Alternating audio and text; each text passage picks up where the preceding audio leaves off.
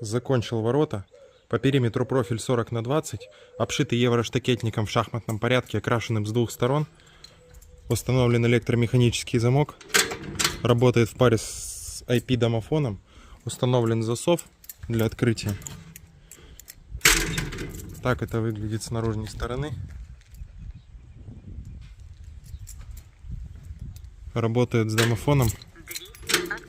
Открывается с телефона, с брелка и с экранчика, установленного внутри дома.